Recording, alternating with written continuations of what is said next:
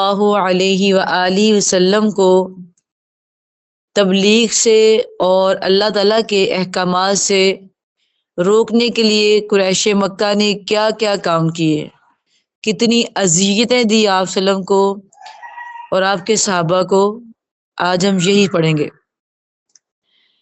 سب سے پہلے تو جب کل ہم نے پڑھا تھا کہ وہ ابو طالب کے پاس آئے تھے تو ابو طالب نے ان کو مطمئن کر کے بھیج دیا تھا۔ اس کے بعد اگلا مسئلہ جو قریش کو مشکل لگ رہا تھا وہ یہ تھا کہ حج کا مہینہ شروع ہو گیا تھا۔ اب آپ کو پتا ہے کہ مکے کے اندر سب لوگ حج کرنے کے لیے آتے ہیں، تو قریش کو یہ ٹینشن آ پڑی تھی کہ لوگ دور دور سے آئیں گے اور محمد صلی اللہ علیہ وسلم کرے گا، جس سے پتہ چل جائے گا کہ ایک نبی کا ظہور جو ہے وہ مکہ میں ہوا ہے، تو اس طرح یہ عام ہو جائے گا، سب میں یہ بات پہنچ جائے گی۔ اسی ٹینشن کو لے کے ایک شخص تھا، اس کا نام تھا ولید بن مغیرہ، اس کے گھر میں اس کے پاس اکٹھے ہوئے اور اس سے مشورہ کرنے لگے کہ اس کو کیسے روکا جائے۔ تو اس نے کہا کہ تم لوگ ایسے کرو کہ اس کے خلاف باتیں کرو۔ تو ان سب میں سے یہ 45 لوگ تھے، ان سب میں سے ایک نے کہا کہ ہم کہیں گے کہ یہ بندہ جو ہے یہ جھوٹا ہے۔ تو انہوں نے کہا کہ تم اس کو جھوٹا کیسے کہہ سکتے ہو، آج تک ہم نے اس کی کوئی بات جھوٹ دیکھی ہے؟ تو پھر ایک بولا، کہنے لگا کہ ہم اس کو پاگل کہہ دیں گے۔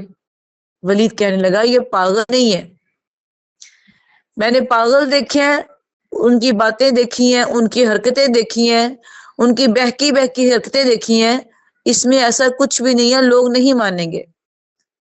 پھر سب کہنے لگے اچھا، پھر ایسے کرتے ہیں کہ کہتے ہیں کہ یہ کاہن ہے۔ ولید کہنے لگا با خدا یہ کاہن بھی نہیں ہے، کاہنوں کو بھی میں نے دیکھا ہے، ان کی باتیں، ان کی قیافہ آرائی جو ہوتی ہیں عجیب قسم کی ہوتی ہیں۔ تب لوگوں نے کہا پھر ہم کہیں گے یہ شاعر ہے۔ اب ولید کہنے لگا کہ شاعر بھی نہیں ہے، میں نے شاعر ہوتا ہے، کسی کا کوئی شاعر ہوتا ہے، اس کی تو ہر بات جو ہے وہ دوسری بات سے اعلیٰ ہوتی ہے۔ اچھا پھر کہنے لگے تم ہی بتا دو کیا کہیں ہم۔ ولید نے کہا اچھا یہ جادوگر بھی نہیں ہے، لیکن اس کے اندر ایک ایسا جادو ہے، یہ جھاڑ پھونک تو نہیں کرتا، گرا تو نہیں لگاتا، لیکن یہ باپ کو بھائی سے دور کر دیتا ہے، بھائی کو بھائی سے دور کر دیتا ہے، باپ کو بیٹے سے دور کر دیتا ہے، شوہر کو بیوی سے دور کر دیتا ہے۔ آپ صلی اللہ علیہ وسلم دور نہیں کرتے تھے، لیکن ہوتا یہ تھا کہ جس نے کلمہ پڑھ لیا وہ پھر آپ صلی اللہ علیہ وسلم کی بات مانتا تھا، وہ پھر اپنے بھائیوں کے گھر کی بات نہیں مانتا تھا، مثال کے طور پہ گھریلو باتیں نہیں، بلکہ وہ والی باتیں جو کہ آپ صلی اللہ علیہ وسلم کے سامنے ہوتی تھی۔ مثال کے طور پہ آپ نے کوئی دین کی دعوت دی ہے، بتوں کو چھوڑنے کی بات کی ہے، تو انہوں نے فوراً مان لینی۔ گھر والے کہتے تھے یہ بات غلط ہے، یہ کہتے تھے صحیح ہے، اس طرح آپس میں ان کی لڑائی ہو جاتی تھی۔ تو انہوں نے کہا ہم یہ بات پھیلا دیتے ہیں، تو پھر سب کا اس بات پر اتفاق ہو گیا۔ اسی بات کو لے کے اب یہ حاجیوں کے راستے میں بیٹھنا شروع ہو گئے تھے۔ اب یہ جو انہوں نے آپس میں گفتگو کی تھی نا بیٹھ کے سارے لوگوں نے کہ ایسے کہیں ایسے کہیں، اس کا تذکرہ اللہ نے قرآن مجید میں کیا۔ انہی آیات کو اللہ نے قرآن مجید میں نازل کیا کہ اِنَّهُ فَكَّرَ وَقَدَّرَ فَقُتِلَ كَيْفَ قَدَّرَ ثُمَّ قُتِلَ كَيْفَ قَدَّرَ ثُمَّ نَظَرَ، کہ بیٹھ کے گفتگو کرتے رہے ہیں، غور و فکر کرتے رہے ہیں، سوچتے رہے ہیں، ایسے کریں ایسے کریں، لیکن کسی بھی فیصلے تک نہیں پہنچ سکے۔ بہرحال اس کے بعد انہوں نے اس کام کو عملی جامہ پہنانا شروع کیا۔ وہ اس طرح کیا کہ حجاج کے راستوں میں بیٹھ گئے۔ ان میں سب سے زیادہ جو پیش تھا، زیادہ آپ کو تکلیف دینے والا، وہ آپ کا چچا ابو لہب تھا۔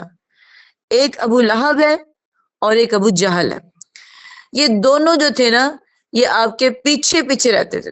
ابو لہب بہت تنگ کرتا تھا، جس طرف آپ جاتے لوگوں سے کہتا یہ جادوگر ہے، اس کی بات نہ سننا، اس نے تو ہمارے گھروں کے گھر برباد کر دیے۔ یعنی اس نے ہر جگہ پہ، کوئی کہیں بیٹھ گیا، مکہ کی طرف آنے کے کسی راستے میں بیٹھ گیا، کسی نے کہنا کہ اپنے کانوں میں روئی ٹھونس لو، ہمارے یہاں ایک جادوگر آ گیا، تو جو انہوں نے یہ سارے کام کیے نا، اس کا فائدہ بھی آپ صلی اللہ علیہ وسلم کو ہی ہوا۔ وہ کیسے ہوا؟ کہ خود شاید آپ کی تبلیغ ہر بندے تک نہ پہنچتی، جو آپ کے پاس آتا آپ اس کو بتاتے، یا کسی صحابی کے پاس جاتا وہ اس کو بتاتے، لیکن آپ بھی بتا رہے تھے، آپ کے صحابہ بھی بتا رہے تھے، اور یہ دشمن دین بھی بتا رہے تھے جگہ جگہ بیٹھے کہ کیسا۔ اب ہر بندے نے ان کی بات کو غلط نہیں لیا، کسی نے غلط لیا کسی نے صحیح لیا، لیکن سوچ پیدا ہوگی ہر بندے کے دل میں۔ جب لوگ حج کر کے واپس گئے تو ہر ایک کو اس بات کا پتہ چل چکا تھا کہ مکے کے اندر ایک ایسا آدمی آ چکا ہے جو اپنے آپ کو نبی کہتا ہے۔ اب اس کی تحقیق کے لیے کوئی خود آ رہا تھا، کوئی اپنے غلام کو بھیج رہا تھا۔ بہرحال انہوں نے دیکھا کہ اس طرح بھی بات نہیں بڑھ رہی، اب کیا کیا جائے؟ تو پھر انہوں نے کہا کہ اب ہم ان کا مذاق اڑاتے ہیں۔ پھر جہاں دیکھتے صحابہ اکرام بیٹھے ہیں یا اللہ کے نبی بیٹھے ہیں، مذاق اڑاتے، تکذیب کرتے، جٹلاتے، الزام لگاتے، بےہودہ گالیاں نکالتے۔ جیسے پہلے سپارے میں ہم نے پڑھا نا کہ آپ صلی اللہ علیہ وسلم کو صحابہ کہتے تھے رائنا، لیکن یہ جو کفار مکہ تھے انہوں نے راعینا عین کے ساتھ کہنا شروع کر دیا، جس کا مطلب گالی تھی، کہتے تھے اور پھر خود ہی ہنستے تھے۔ اللہ نے منع کیا کہ ایسے نہ کہو، تم کو انظرنا، ہماری طرف دیکھو۔ اور اسی طرح مطلب کہ جگہ جگہ جہاں بیٹھتے، جہاں سے گزرتے کفار کو دیکھتے تو ایسی نگاہوں سے دیکھتے کہ آپ کے قدم اکھاڑ دیں۔ وہ آپ کو پاگل کہتے، کبھی آپ کو مجنون کہتے۔ اس لیے اللہ تعالیٰ نے سورۃ النون بھی نازل کی تھی کہ نون والقلم وما یسطرون ما انت بنعمت ربک بمجنون وان لک لاجرا غیر ممنون، کہ اے میرے پیغمبر آپ مجنون نہیں ہیں، آپ دیوانے نہیں ہیں، آپ کا اخلاق سب سے اچھا ہے۔ وَإِنَّ لَكَ لَأَجْرًا غَيْرَ مَمْنُونَ، آپ کو ایسا اجر دیا جائے گا جو کبھی ختم نہیں ہوگا۔ اس کے برعکس جو مجنون انسان ہے نا، شریعت نے اس کے اوپر سے قلم اٹھا لیے ہیں، یعنی جو پاگل ہے، مجنون ہے، دیوانہ، اس کو اپنے آپ کا پتہ ہی نہیں ہے، تو شریعت اس کے گناہ نہیں لکھتی۔ ہاں کوئی اچھائی اس سے ہو جاتی، وہ لکھی جاتی ہے، لیکن اگر وہ کچھ غلط کرتا ہے، کچھ غلطیاں اس سے ہوتی ہیں تو اس کے گناہ نہیں لکھے جاتے۔ تو اے میرے پیغمبر آپ کا تو اجر عظیم ہی بہت بڑا ہے، آپ کیسے مجنون ہو سکتے ہیں؟ اور پھر کب کیا کرتے، کبھی کبھی آپ کے پاس سے گزرتے تو آپ کو یوں دیکھتے کہ جیسے کیا عذاب ہم نے خرید لیا ہے، کیا ہمارے علاقے کے اندر کیا آ گیا ہے۔ تو اس طرح کی صورتحال جاری تھی۔ جب انہوں نے دیکھا کہ یہ نہیں ٹھیک ہو رہے، پھر انہوں نے ایک اور طریقہ اختیار کیا۔ پہلا طریقہ انہوں نے آپ صلی اللہ علیہ وسلم کے بارے میں قرارداد بیٹھ کے طے کی، دوسرا طریقہ آپ کا مذاق اڑایا، اب تیسرا طریقہ کیا اختیار کیا انہوں نے کہ انہوں نے آپ کے بارے میں شک و شبہات ڈال دی، مشکوک کرنا شروع کر دیا۔ یعنی کبھی اسلام لے آتے پھر چھوڑ دیتے، پھر لے آتے پھر چھوڑ دیتے۔ کچھ لوگ اسلام لا کے بیچ میں منافق بن گئے، کچھ کسی طرح کچھ کسی طرح، کچھ کہنے لگے یہ تو پہلوں کی کہانیاں ہیں، یہ بھی ایسے ہی کہتا ہے، پہلے لوگ بھی ایسے ہی کہتے تھے۔ کچھ کہتے تھے انما یعلم بشر، کیا تمہیں قرآن ایک بشر ہی سکھائے گا؟ اگر قرآن ہمارے اوپر نازل ہونا ہی تھا تو آسمان سے فرشتہ آتا، اللہ خود آتے۔ یہاں میں آپ کو ایک بات سمجھا دوں کہ انما یعلمہ بشر، کیا تمہیں بشر قرآن سکھاتے؟ وقالوا ما لهذا الرسول یأکل الطعام ویمشی فی الاسواق، کہ ایسا آدمی تمہارا پیغمبر ہے جو کھانا بھی کھاتا ہے اور بازاروں میں چلتا بھی ہے۔ لو، اگر نبی بنا کے بھیجنا ہی تھا تو پیغمبر بنانا تھا تو کسی فرشتے کو بناتا۔ یہاں ایک بات میری ذہن نشین کر لے اور اس پہ سوچیے گا بھی ضرور، غور بھی ضرور کیجیے گا۔ آج کا مسلمان کہتا ہے کہ نبی کریم صلی اللہ علیہ وسلم نور ہے، جبکہ کفار مکہ جن کے اندر اللہ کے نبی رہتے تھے ان کو پتا تھا کہ اللہ کے نبی نور ہے یا بشر ہے، اس لیے ان کو اعتراض تھا کہ ہم ایک بشر کو نبی کیسے مان لے۔ انما یعلم بشر، تمہیں بشر قرآن سکھاتا ہے۔ اور دوسری بات پھر کیا کرتے ہیں کہ جب تو آتا ہے ربیع الاول پھر ولادت مناتے ہیں، اور جب ربیع الاول گزر جاتا ہے پھر نور کہتے ہیں.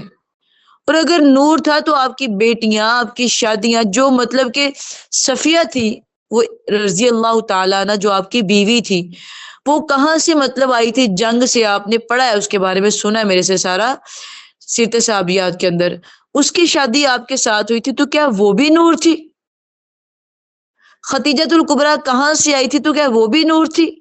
چلے آپ کی بیٹیوں کو اگر لوگ کہتے ہیں کہ آپ نور کے تھے تو آپ کی بیٹیاں بھی، تو کیا وہ جو عورتیں باہر سے آئی تھی وہ بھی نور کی تھی؟ لہٰذا آپ صلی اللہ علیہ وسلم نور نہیں تھے. وقالوا ما هذا الرسول یاکل الطعام، آپ کھاتے بھی تھے اور آپ پیتے بھی تھے.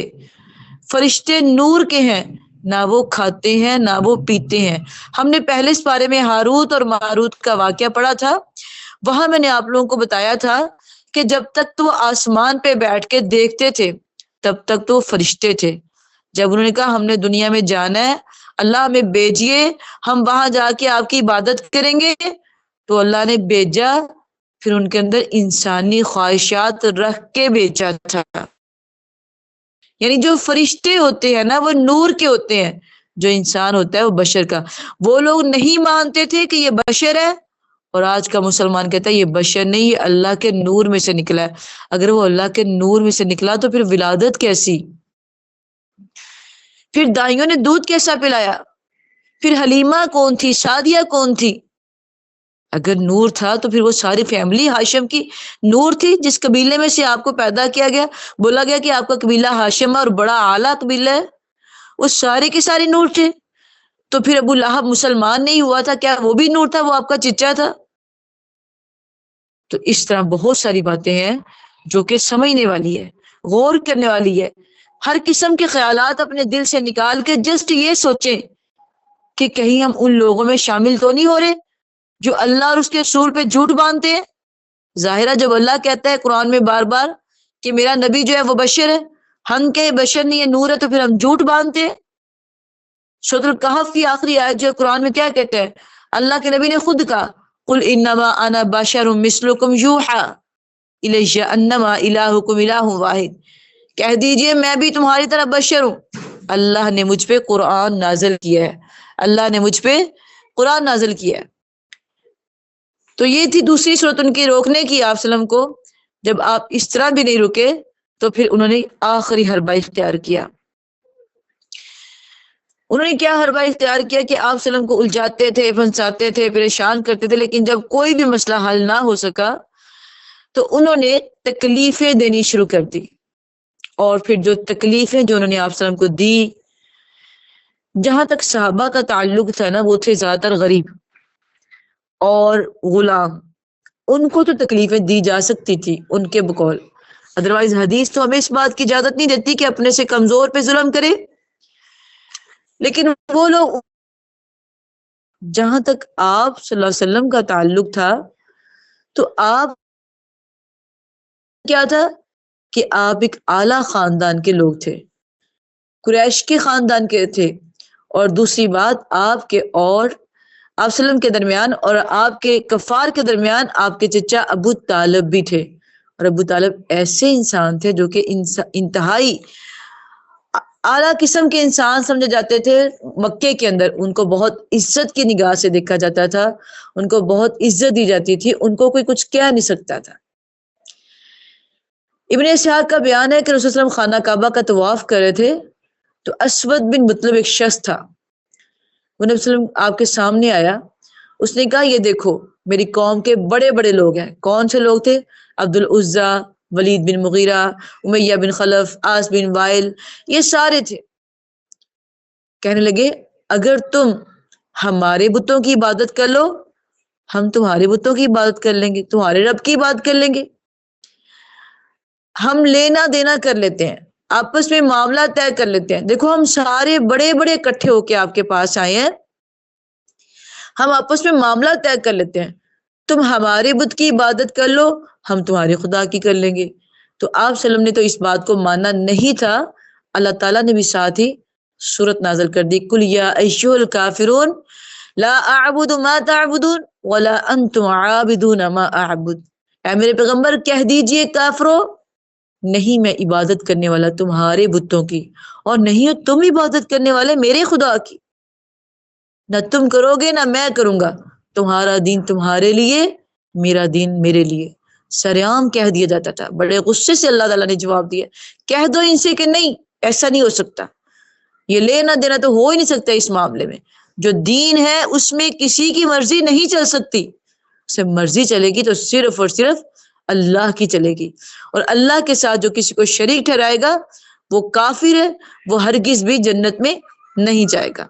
بہرحال جب انہوں نے دیکھا کہ یہ نہیں مارا، پھر ہو گیا کام شروع ظلم و زبردستی کا۔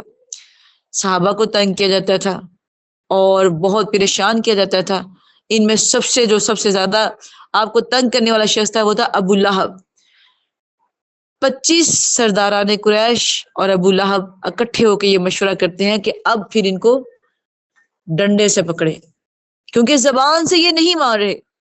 آپ غور کیجئے، آپ سوچئے کیا قصور تھا ان صحابہ کا، کیا قصور تھا میرے پیغمبر کا؟ ایک اللہ کا پیغام تھا جو وہ لوگوں تک پہنچا رہے تھے، لیکن اسی پیغام کو لے کے آپ کے اوپر اتنی تکلیفیں نازل ہوئی، اتنی ہوئی کہ مشرکین مکہ آپ کا مذاق اڑاتے، آپ کے اوپر لا کے اوجڑیاں رکھ دیتے اور پھر ہنستے، ایک دوسرے کے اوپر گرتے، لیکن یہ سارے کام آپ وسلم کو دین سے روک نہیں سکے۔ ابو لہب جو تھا اس نے پہلے تو آپ وسلم کی 2 بیٹیوں کا رشتہ لے لیا تھا، پھر اس نے ان دونوں بیٹیوں کو طلاقیں دلوا دی، اور اسی سال آپ وسلم کا بیٹا عبداللہ بھی انتقال کر گیا۔ تو ابو لہب کو اتنی خوشی ہوئی کہ دوڑتا ہوا آیا، آ کے کہنے لگا ہے ساتھیوں، محمد صلی اللہ علیہ وسلم تو ابتر ہو گیا ہے۔ ابتر کا مطلب اب اس کی نسل نہیں چلے گی۔ آپ وسلم نے کوئی جواب نہیں دیا، بڑا پریشان ہے، سر جھکا ہوا ہے، بیٹیوں کو بھی طلاقیں ہو چکی ہیں، بیٹا بھی لاسٹ والا فوت ہو چکا ہے۔ تو باہر چلے گئے، جب باہر گئے تو باہر پھر ابو جہل کھڑا، ابو لہب کہنے لگا ہے محمد صلی اللہ علیہ وسلم تجھے ہمارے بتوں کی بد دعائیں لگ گئی ہیں، بیٹیاں تیری گھر میں بیٹھ گئی، بیٹا تیرا آخری فوت ہو گیا، اب تو دم کٹا بن گیا، اب تیرا نام لیوا کوئی نہیں رہے گا، اب تجھے کوئی نہیں پہچانے گا، جب تک تو زندہ ہے تو ٹھیک ہے، تو مر جائے گا تو کون تجھے دیکھے گا۔ اللہ اکبر۔ تو اللہ تعالیٰ نے آسمان سے اپنے پیغمبر کے اوپر فوراً سورت نازل کر دی، کہا بسم اللہ الرحمن الرحیم انا اعطیناک الکوثر فصلی لربک وانحر ان شانئک هو الابتر۔ اے میرے پیغمبر آپ پریشان نہ ہو، اس کے تانوں پہ، اس کے طنز پہ میں قربان جاؤں اپنے رب کو، کتنا پیار ہے اپنے نبی کے ساتھ، فوراً سمجھایا اگر آپ اللہ کے بن جاتے ہیں تو اللہ ایسے ہی ہمیں بھی اکثر باتوں کا جواب دیتا ہے۔ اللہ نے سورت نازل کر دی، کہا انا اعطیناک الکوثر، ہم آپ کو حوض کوثر عطا فرمائیں گے، آپ گھبرائیں نہیں۔ یہ آپ کو دم کٹا کہہ رہا ہے، بے نسلہ کہہ رہا ہے، ابتر کہہ رہے، آپ پریشان نہ ہو، ہم آپ کو حوض کوثر عطا کریں گے۔ حوض کوثر کیا ہے؟ جنت میں قیامت کے دن جہاں پہ آپ وسلم کا آج روزہ مبارک ہے نا، وہاں پہ حوض کوثر رکھا جائے گا، اور اس کے اوپر آپ وسلم کھڑے ہوں گے، کسی کو اپنے ہاتھ سے پانی پلائیں گے، کسی کو ابو بکر پلائے گا، کسی کو عمر فاروق رضی اللہ تعالیٰ عنہ پلائیں گے۔ حوض کوثر کا پانی جس کو ایک بار پلا دیا گیا اس کو پیاس نہیں لگے گی۔ 1,24,000 پیغمبر کھڑے ہوں گے، لیکن یہ عزت دی جائے گی تو میرے پیغمبر کو دی جائے گی، حوض کوثر پلایا جائے گا۔ حوض کوثر آپ کو دیں گے، فصلی لربک وانحر، آپ نماز پڑھیں اور قربانی کریں۔ ایک بات ہے، کیا اللہ کے نبی نماز نہیں پڑھتے تھے؟ آپ نے تو کبھی جنگ میں بھی نہیں چھوڑی تھی، آپ نے بیماری میں بھی نہیں چھوڑی، لاسٹ بیماری میں بھی آپ نماز پڑھتے رہے، تو آپ سے یہ کیوں کہا جا رہا؟ یہ ایک سبق ہمیں دیا جا رہا ہے کہ آزمائش جتنی بھی بڑی ہو، مشکل جتنی بھی بڑی ہو، پریشانی جتنی بھی بڑی ہو، حل اللہ نے نماز کے اندر رکھ دیا، نوافل کے اندر رکھ دیا۔ آپ نوافل پڑھیں، آپ نماز پڑھیں، آپ صدقہ دیں، اللہ آپ کی آنے والی آزمائشوں کو دور کرتے گا۔ ان شانئک هو الابتر، آپ کا دشمن ہی ابتر ہوگا، آپ ابتر نہیں، آپ کا نام تو میں قیامت کی دیواروں تک زندہ کر دوں گا، قیامت تک جہاں میرا نام لیا جائے گا وہیں پہ آپ کا بھی نام لیا جائے گا. آپ دیکھیں مؤذن کہتا ہے اشہد ان لا الہ الا اللہ، ساتھ ہی کہتا ہے اشہد ان محمد رسول اللہ صلی اللہ علیہ وآلہ وسلم. اور کلمہ پڑھنے والا جب تک میرے نبی کا کلمہ نہیں پڑھتا مسلمان نہیں ہوتا. آپ دعا مانگ رہی ہیں، درود ابراہیمی نہیں پڑھیں گی تو آپ کی دعا قبول نہیں ہوگی. غرض کے جہاں قیامت کی دیواروں تک میرے اللہ کا نام لیا جائے گا وہیں پہ میرے پیغمبر کا بھی نام لیا جائے گا. آج ہر بندہ کہتا ہے محمد یوسف، محمد حفصہ، محمد سیف، محمد عدنان، ہر بندہ اپنے نام کے ساتھ محمد لگانا پسند کرتا ہے، لیکن کوئی اپنے نام کے ساتھ ابو جہل، ابو لہب لگانا کیا، نام رکھنا کیا، لگانا بھی پسند نہیں کرتا. اور یہ ابو لہب، ابو جہل جس نے آپ کی یہ بات کہی تھی، یہ بدر کے میدان میں قتل ہو گیا تو اس کے بیٹوں نے اس کو ہاتھ لگانا گوارا نہیں کیا. قتل ہوتے ہی اس کو ایسی بیماری لگی کہ جو اس کو ہاتھ لگاتا تھا اس کو بھی بیماری لگ جاتی تھی. اب 5-6 دن ایسے اس کی لاش پڑی رہی، سڑ گئی، گل گئی. تو لوگوں نے کہا شرم کرو، تمہارے باپ کی لاش ہے. تو انہوں نے گڑھا کھود کے لکڑیوں کے ساتھ باپ کو گڑھے میں پھینک دیا، دفنانا بھی گوارا نہیں کیا. جو میرے نبی کا دشمن ہے اللہ اس کو دنیا میں بھی رسوا کرتا ہے اور آخرت میں بھی رسوا کرتا ہے. اور پھر اس نے یہیں پہ بس نہیں کی، یہ بھی تکلیف دیتا تھا، اور اس کی بیوی ام جمیل اس کا نام تھا، عروہ بھی اس کا نام تھا. تو یہ کیا کرتی تھی، یہ حضرت بن امیہ کی بیٹی تھی اور ابو سفیان کی بہن تھی. یہ بھی آپ صلی اللہ علیہ وسلم کے ساتھ اتنے ظلموں کرتی تھی کہ جب آپ تہجد کے لیے نکلتے تو یہ آپ کے راستے میں کانٹے بچھا دیتی تھی، اکثر آپ کے پاؤں زخمی کر دیتی تھی. اللہ اس کو قبر پہ کروڑوں عذاب نازل کرے، اس کو غارت کرے، اس کو جہنم میں ڈالے. زخمی کرتی تھی میرے نبی صلی اللہ علیہ وسلم کے پاؤں کو اور پریشان کرتی تھی، اور اس طرح پریشان کرتی تھی کہ کوئی موقع ہاتھ سے جانے نہیں دیتی تھی. رسی میں باندھ باندھ کے کانٹے لاتی اور آپ کے پاؤں کے نیچے بچھا دیتی. اس لیے اس کو حمالۃ الحطب کہا گیا، لقب دیا گیا کہ لکڑی ڈھونے والی. تو جب یہ دونوں میاں بیوی ایسے کام کرتے تھے تو اللہ تعالیٰ نے سورۃ لہب نازل کی، تبت یدا ابی لہب وتب. جب آپ صلی اللہ علیہ وسلم کو ابو لہب نے مارا تھا، اس کو پتا چلا کہ میرے شوہر کو برا بلا کہا جا رہا ہے، تو یہ اور اس نے آ کے آپ صلی اللہ علیہ وسلم کعبہ میں بیٹھے ہوئے تھے تو یہ بھی آ کے سامنے کھڑی ہوگی. آپ کے دائیں جانب ابو بکر صدیق رضی اللہ تعالیٰ عنہ بیٹھے ہیں اور آپ ساتھ بیٹھے ہیں. اس کی نظر نہ ابو بکر پہ پڑی، کہنے لگی ابو بکر تیرا ساتھی کدھر ہے؟ اب ابو بکر صدیق رضی اللہ تعالیٰ کبھی آقا کو دیکھے اور کبھی اس کو دیکھے کہ آقا سامنے بیٹھے، اس کو نظر نہیں آ رہے. کہنے لگی ابو بکر میں تیرے سے پوچھ رہی ہوں تیرا ساتھی کدھر ہے؟ میں نے سنا ہے ہماری بڑی مذمت کرتا ہے، ہمیں بڑا ذلیل کر رہا ہے، کہاں ہے وہ؟ تو کہنے لگے میں نے کچھ نہیں بولا، میں دیکھی جاؤں کبھی آقا کی طرف کبھی اس کی طرف. تو پھر اس نے اٹھائی لکڑی اور کہنے لگی میں اگر میرے سامنے ہوتا تو یہ پتھر ہاتھ میں پکڑا ہوا تھا، کہتی میں اس کے مار دیتی آج. بولتی بولتی چلی گئی. وہ چلی گئی تو آقا سے پوچھا ابو بکر نے، اللہ کے نبی کیا یہ آپ کو دیکھ نہیں رہی تھی؟ آپ تو سامنے بیٹھے تھے. کہا اللہ نے اس کی آنکھوں پہ پردہ ڈال دیا، یہ مجھے دیکھ ہی نہیں سکی. یوں اللہ اپنے پیغمبر کی مدد کرتا ہے. اور اسی طرح ایک بار وہ شخص بھی تھا نا، کیا کہتے ہیں اس کا نام تھا، وہ چوری کرنے کے لیے اللہ کے نبی نے کہا تھا کہ جاؤ غلام اٹھا کے لے کے آؤں ہمارے. وہ غلام آزاد کروانے گیا تو انہوں نے پکڑ لیا اس کو، اور پکڑ لیا، وہ پیچھے تھے وہ آگے آگے تھا. اور جب وہ بھاگا جا رہا تھا تو آگے نا پانی کا کنواں آ گیا، گڑھا کھودا ہوا تھا، اس نے اس پہ چھلانگ لگا دی. اب وہ دور سے، رات کا ٹائم تھا، ان کی نظر نہیں پڑی کہ اس کے اندر گیا ہے. وہ کنارے پہ کھڑے رہے، دیکھتے رہے کہ کہاں گیا، نظر کیوں نہیں آ رہا. جب بار بار دیکھا نظر نہیں آیا تو چلے گئے واپس. یہ باہر نکلا، ادھر اللہ نے پیر کو چھپا لیا، ادھر اللہ نے مرید کو چھپا لیا. حالانکہ گھڑا سامنے لیکن نظر نہیں پڑی.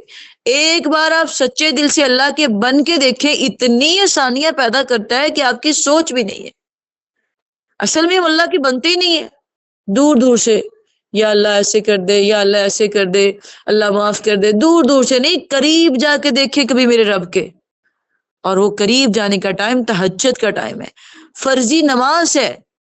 بندہ نماز میں اللہ سے ملاقات کرتا ہے. اذکار کرے، زیادہ سے زیادہ اپنے آپ کو رب کے قریب لے کے جائیں. دیکھیں اپنی زندگی کا لطف اٹھائیں. آپ سوچتی رہ جائیں گے کہ آج تک ہم کہاں گئی، کہاں پھر رہی تھی، ہم کیوں نہیں اللہ کے قریب گئے. اس کے بعد انہوں نے تکلیف دینی شروع کر دی آپ صلی اللہ علیہ وسلم کو، اور آپ کے صحابہ کو بھی تکلیفیں دینی شروع کر دی۔ ایک بار آپ صلی اللہ علیہ وسلم نماز پڑھے تھے تو یہ سارے بیٹھے ہوئے تھے، حکم بن عاص تھا، امیہ تھا، عقبہ بن تھا، سارے بڑے بڑے بیٹھے ہوئے تھے۔ ان میں سے نا ایک اٹھا کہنے لگا تم میں سے کوئی ایسا ہے جو فلاں فلاں گلی میں سے نا وہ جانور کی اوجری اٹھا کے لائے؟ تو سب سے بڑا عقبہ بن ابی معیط تھا، یہ کہتا میں جاتا ہوں، اٹھا اور اٹھا کے لایا۔ آپ سجدے میں گئے تو اس نے وہ اوجڑی آپ کی کمر پہ رکھ دی، اور آپ ویٹ کر رہے ہیں کہ کب یہ اٹھائے میں اٹھوں، کیسا منظر ہوگا۔ میں کہتی ہوتی ہوں کہ اللہ آسمان سے دیکھ رہا تھا سب کچھ، لیکن اللہ ظالم کو نا ڈھیل دیتا ہے کہ بڑھ جاؤ ظلم میں۔ خدا را جب کسی پہ ظلم کرو تو یہ مت سوچا کرو میری کون سا پکڑ ہوتی ہے، اللہ ظالم کو ڈھیل دیتا ہے۔ ہنس رہے ہیں ایک دوسرے کو، بگر رہے ہیں۔ ابن مسعود کہتے ہیں کہ میں نیا نیا مسلمان ہوا تھا لیکن یہ اتنے سارے تھے، میں نے جا کے فاطمہ الزہرا رضی اللہ تعالیٰ عنہ کو بتایا، وہ آئی اٹھ کی اور بڑی ساری چادر لی، 6 سال کی ہے، آ کے ایسے اوجری کھینچی جو بڑے انسان سے نہیں کھینچی جا سکتی، انہوں نے کھینچی اور اپنے بابا کو سر سے اٹھانے کی سے کہا، پھر آپ نے سر سجدے سے اٹھایا۔ تو پھر اس وقت اللہ کے نبی نے ان لوگوں کے لیے بد دعا کی تھی۔ اب یہ نماز پڑھے تھے، آپ صرف نماز پڑھ کے ہٹے اور آپ نے بد دعا کی، ان کو بڑی گرا گزری یہ بات۔ انہوں نے کہا اس شہر میں بد دعا رد نہیں ہوتی، ہمارے لیے بد دعا کر دی۔ تو سارے کے سارے پھر جب جنگ بدر کا مقام آیا تھا، سارے کے سارے تباہ و برباد ہو گئے تھے، یوں گرے پڑے تھے کہ ان کو کوئی دیکھتا بھی نہیں تھا۔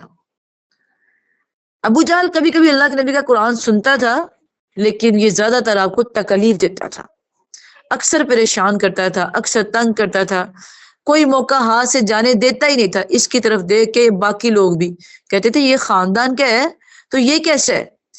ایک بار آپ صلی اللہ علیہ وسلم نماز پڑھے تھے مقام ابراہیم پر، یہ پاس آیا کہنے لگا محمد صلی اللہ علیہ وسلم تجھے منع نہیں کیا کہ یہاں نماز نہ پڑھا کرو؟ آپ نے فرمایا تم مجھے روک رہے ہو، خدا کی قسم میں ادھر ہی نماز پڑھوں گا، تم کیسے مجھے ڈانٹ سکتے ہو؟ کہنے لگا محمد صلی اللہ علیہ وسلم تم مجھے دھمکی دیتے ہو، میری محفل مکہ میں سب سے بڑی محفل ہے، تم مجھے دھمکی دیتے ہو۔ اس پر اللہ نے یہ آیت نازل کی فَلْيَدْعُ نَادِيَهْ، اچھا اگر تیری محفل بڑی ہے نا تو اپنی محفل کو بلا اور میں اپنے فرشتوں کو بھیج دیتا ہوں۔ یہاں پہ بھی اللہ نے جواب دیا، اللہ کے نبی نے اس کو پڑھ کے سنایا کہ قرآن تیرے بارے میں یوں کہتا ہے، لیکن نہیں مانتا تھا، باز آتا ہی نہیں تھا، سمجھتا ہی نہیں تھا۔ آپ صلی اللہ علیہ وسلم کو تکلیفیں دیتے تھے لیکن اتنی نہیں جتنی صحابہ اکرام کو دی جاتی تھی، اور صحابہ کا تو حال یہ تھا، اللہ اکبر، کسی انسان کو اتنا تنگ نہیں کیا گیا ہوگا جتنا اسلام، ان صحابہ کو اسلام کی وجہ سے تنگ کیا گیا۔ کمزور تھے، غریب تھے اور غلام تھے۔ ابو جہل نے سب سے پہلے یہ کام شروع کیا، جہاں سے کوئی مسلمان گزرتا اس کو ذلیل و رسوا کرتا، زبان سے دھمکیاں لگاتا۔ عثمان بن عفان رضی اللہ تعالیٰ عنہ کا چچا تھا، ان کو کھجور کی چٹائی میں لپیٹ کر بیچ میں دھواں چھوڑ دیتا۔ اب ایک جو کھجور کی چٹائیاں آپ نے دیکھی ہوں گی مسجدوں میں پڑی ہوتی ہیں، ایسی ہوتی تھی بنائی ہوئی کھجور کی چٹائیاں، یہ تو پتہ نہیں کس چیز کی بنتی، اس طرح چٹائیاں بنا کے اس میں لپیٹ دیتا، اس کے نیچے آگ جلا دیتا اور وہ دھواں لگتا رہتا۔ آپ کو پتہ دھواں تھوڑا سا چڑھ جائے تو کشنی مشکل ہوتی ہے۔ معصب بن عمیر رضی اللہ تعالیٰ عنہ اسلام لے آئے، ان کے چچا نے ان کو گھر سے نکال دیا، کپڑے بھی اتار لیے جسم کے، دروازہ کھٹکایا، ماں کا اماں کپڑا دو، کہا کیا ہوا، کس نے مارا تجھے؟ کہا پہلے کپڑا تو دو پھر بتاتا ہوں۔ ایک چادر دی، لپیٹ لی، کہا بیٹا کیا ہوا؟ کہا میں مسلمان ہو گیا ہوں۔ چچا نے سب کچھ چھین لیا، کہا اگر پہلے بتاتا تو یہ چادر بھی نہ تجھے دیتی۔ اللہ اکبر، ایسے ہی وہ کانٹے کھاتے کھاتے، درختوں کے پتے کھاتے کھاتے، پاؤں میں پتھر چبھتے چبھتے کتنے دن کا سفر کر کے وہ اللہ کے نبی کے پاس پہنچا اور گر گیا جا کے آپ کے پاس۔ کہا موصف کیا ہوا؟ کہا اللہ کے نبی میرے ساتھ یہ ہوا ہے، سب کچھ لٹا کے آ گیا ہوں۔ فرمایا سب کچھ لٹا کے نہیں آیا بلکہ سب کچھ بچا کے آئے ہو، اللہ تمہیں اسے ڈبل دے گا، جنت میں دے گا۔ اور یہ وہ معصب تھا جب اللہ کے نبی مکہ سے مدینہ گئے، سارا مدینہ نبی صلی اللہ علیہ وسلم کے استقبال کے لیے آیا ہوا ہے، گلے مل رہا ہے، کوئی منہ چوم رہا ہے، کوئی ہاتھ چوم رہا ہے، لیکن میرا نبی معصب کو ڈھونڈ رہا تھا۔ صحابہ نے دیکھا کہ آپ کی آنکھیں کس کو تلاش کری، کہا اللہ کے نبی کسے ڈھونڈ رہے ہیں؟ کہا میرا معصب مجھے نظر نہیں آ رہا، کہاں ہے؟ میں نے مدینہ بھیجا تھا اس کو تبلیغ کے لیے۔ معصب کی کانوں میں آواز پڑی، بھاگے لائنیں چیرتے سامنے آئے۔ کہا کہاں تھے تم؟ کہا اللہ کے نبی میں نے کہا سب ملنے میں تسلی سے ملوں گا۔ معصب بھی رو رہا تھا، اللہ کے نبی نے بازو کھول دیے، کہا آؤ معصب میرے گلے لگ جاؤ۔ سارا مدینہ نبی کے گلے لگ رہا ہے اور نبی معصب کے گلے لگ رہا ہے۔ سوچئے کتنی شان تھی اس شخص کی، کتنا پیار تھا اللہ کے نبی کو اس سے۔ معصب بھی رو رہا، اللہ کے نبی بھی رو رہے رضی اللہ تعالی۔ کہا معصب تیرے رونے کی سمجھ تو آ رہی ہے، اللہ کے نبی کی رو رہے ہیں، آقا آپ کیوں رو رہے ہیں؟ کہا معصب مجھے تمہارے وہ دن یاد آ گئے، ایک خوشبو صبح استعمال کرتا تھا، ایک شام کرتا تھا، صبح کا سوٹ علیحدہ تھا، شام کا علیحدہ تھا، آج تیرے جسم پہ کپڑے ہیں تو کتنے اس کے اوپر پابند لگے ہوئے ہیں، کتنے پیسز لگے ہوئے ہیں۔ تو معصب نے جو بات کہی، قسم سے لکھے جائے سونے کے پانی ساتھ تو پی بھی اس کی حق ادا نہیں ہوگا۔ کہا اللہ کے نبی مجھے آپ مل گئے، مجھے آپ کا پیار مل گیا، مجھے اور کچھ نہیں چاہیے۔ اور ایک آج ہم ہیں، اپنی خواہشات نہیں ہم دے سکتے، خواہشات نہیں چھوڑ سکتے، ہم تہجد کے ٹائم بستر نہیں چھوڑ سکتے۔ ایک یہ صحابہ کرام نے کہا مجھے کچھ نہیں چاہیے، رو پڑے اللہ کے نبی۔ سوچئے غور کیجئے کیسا منظر ہوگا، اور آسمان بھی رب کس طرح دیکھ رہا ہوگا ان کو۔ اللہ ہمیں بھی ایسا بنا دے، ہمارے دلوں میں ایسی پیار ڈال دے کہ ہم بھی سب کچھ چھوڑ کے اس کے دین کے لیے آ جائیں، ہمارے لیے بھی دین کے کام سیکھنے سکھانے اتنے آسان کر دے، ہمارے لیے بھی تہجد اتنی آسان کر دے کہ ہم بھی سب کچھ بھول جائیں۔ پھر اس کے بعد بلال بن ہے رضی اللہ تعالیٰ عنہ، امیہ کا غلام تھا، کیسے امیہ اس کے گردن میں رسی ڈال کے لڑکوں کو کہتا جاؤ اس کو گھماؤ، گلیوں میں گھمایا جاتا بلال حبشی رضی اللہ تعالیٰ عنہ کو، اور چلچلاتی دھوپ میں اس کو لٹا کے اس کے اوپر پتھر رکھ دیا جاتا اور کہتا تمہارے ساتھ یہی ہوگا اگر تم محمد صلی اللہ علیہ وسلم کو برا نہیں کہو گے۔ تو بلال حبشی رضی اللہ تعالیٰ عنہ کہتے میں کبھی برا نہیں کہوں گا، میں پھر بھی احد ہی کہوں گا۔ اور یہی وہ بلال تھے، چلتے زمین پہ تھے، قدموں کی آواز جنت میں آتی تھی۔ کالا تھا، موٹے ہونٹ تھے، حبشی تھا، غلام تھا، نوکر تھا، ملازم تھا، کچھ نہیں تھا پاس۔ کیا تھا اس کے دل میں؟ اللہ اور اس کے رسول کی محبت تھی۔ خدا را ہمارے پاس سب سے بڑی دولت اللہ اور اس کے رسول کی محبت ہے۔ لاکھوں کی جائیداد آپ کے پاس ہے، کروڑوں کی جائیداد آپ کے پاس ہے، اگر رسول اللہ کی محبت نہیں، اللہ کی محبت نہیں، تو کچھ بھی نہیں ہے آپ کے پاس۔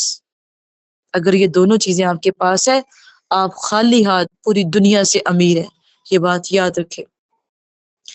پھر عمار بن یاسر رضی اللہ تعالیٰ عنہ، ان کے غلام، ان کے والد نے اسلام قبول کیا، ان کو تکلیفیں دی گئی۔ ان کی والدہ کے پیٹ کے اندر روایات میں آتا ہے کہ اس کی شرمگاہ کے اندر ابو جہل نے نیزہ مار کے اس کو شہید کر دیا تھا، نازک حصے پہ۔ آپ پاس سے گزرتے تھے، کہتے تھے علی یاسر صبر کرو صبر کرو، تمہارے لیے جنت کی گارنٹی دیتا ہوں۔ اسلام کی پہلی شہیدہ تھی۔ ایسے کتنے ہی صحیح شہید تھے، کتنے ہی صحابہ تھے جن کو اسلام کے معاملے میں تکلیف دی گئی، لیکن یہ ساری باتیں ان کو اسلام سے دور نہیں کر سکی۔ یہ بات میں آپ لوگوں کو کہوں گی لاسٹ میں، کہ آپ کو گھروں کے کام کلاسیں لینے سے روکتا ہے۔ کلاس لے رہی ہے، مائک چل رہا ہے، آج کلاس کیوں لی؟ میں سو گئی تھی۔ آج کلاس کیوں لی؟ میں بازار گئی تھی۔ آج میری نیٹ نہیں چل رہی تھی۔ آج ایسے ہو گیا۔ دیکھیے صحابہ کرام نے دین کیسے سیکھا ہے۔ ہم بھی تو اس وقت سیکھنے کے مرحلے میں ہی ہیں، ہم بھی طالب علم ہیں، سیکھ رہے ہیں، سکھا رہے ہیں۔ ہمیں تو وہ نہ تکلیفیں آتی ہیں نہ وہ مشقتیں آتی ہیں۔